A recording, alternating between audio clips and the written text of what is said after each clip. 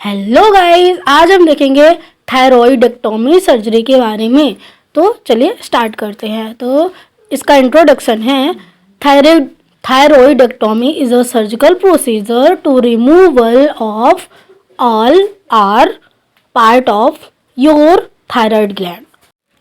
तो थायरॉइडेक्टोमी एक surgical procedure होती है जिसमें कि सर्जरी के द्वारा थायराइड ग्रंथि को जहाँ पास प्रॉब्लम है उसके कुछ हिस्से को या कभी कभी पूरे हिस्से को शल्य चिकित्सा के द्वारा रिमूव किया जाता है।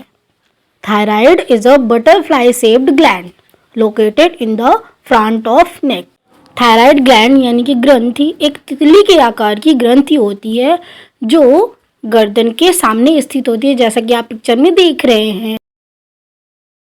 It makes hormones that control every part of metabolism from your heart rate to how quickly burn calories. Thyroid gland ग्रंथि हार्मोन बनाती है जो पाचन के हर हिस्से को नियंत्रित करता है। यह हमारी हृदय गति से लेकर कितनी कैलोरीज बर्न हुई है यह तक देखता है और उन्हें कंट्रोल करता है। Health care provider perform thyroidectomy to treat thyroid disorder. Doctor जो होते हैं थायराइड में होने वाले विकारों को, उसमें कौन सी प्रॉब्लम को ठीक करने के लिए थायरॉइडेक्टोमी प्रोसीजर को अप्लाई करते हैं और प्रोसीजर को करते हैं। Thyroid gland is removed during thyroidectomy depend on the reason for the surgery और थायराइड कंडीशन।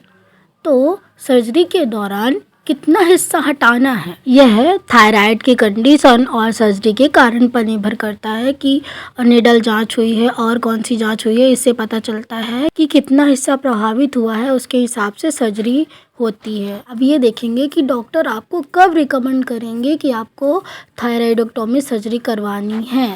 आपके डॉक्टर निम्न कंडीशंस पे आपको थायरॉइडेक्टोमी सर्जरी के लिए सलाह दे सकते हैं। नंबर 1 पे है thyroid cancer. Cancer is the most common reason for thyroidectomy. Cancer एक महत्वपूर्ण कारण होता है थायरॉइडेक्टोमी सर्जरी को करने के लिए। जब कैंसर हो जाता है पेशेंट को तब डॉक्टर थायरॉइडेक्टोमी प्रोसीजर को करने की सलाह देते हैं। नंबर 2 पे है non cancerous enlargement of thyroid गिटर।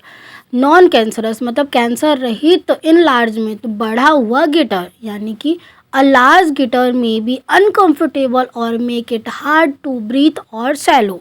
जब कंठ यानी कि स्वर यंत्र गंडमाला बड़ा हो जाता है, अनकंफर्टेबल फील होता है और सांस लेने में दिक्कत होती है और निगलने में भी दिक्कत होती है, कठिनाई होती है, तब डॉक्टर थायरॉइडेक्टोमी सर्जरी के लिए सलाह देते हैं। 3rd नंबर पे है ओवर एक्टिव थायराइड यानी कि हाइपरथायरॉयडिज्म। जब पेशेंट को हाइपरथायरॉयडिज्म यानी कि your thyroid gland produce too much of thyroxine hormone. जब थायराइड ग्रंथि ज़्यादा थायरॉक्सिन हार्मोन को रिलीज करने लगती है जिससे थायराइड विकार होने लगते हैं, जैसे कि सांस लेने में दिक्कत होने लगती है, निगलने में दिक्कत होने लगती है, तब भी डॉक्टर इस प्रोसीजर को करने की सलाह देते हैं। 4 नंबर पे है suspicious thyroid nodules.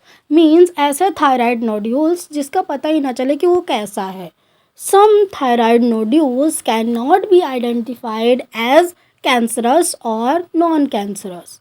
After testing a sample from a needle biopsy then perform the procedure thyroidectomy. संदिग्ध थायराइड नोड्यूल्स का पता लगाने के लिए हम निडल बायोप्सी से परीक्षण करते हैं जिससे हमें पता चलता है कि नोड्यूल्स कैसा है, कैंसर युक्त है या नॉन कैंसर युक्त है। तो अगर कैंसर युक्त है नोड्यूल्स तब डॉक्टर इस प्रोसीजर को करते हैं।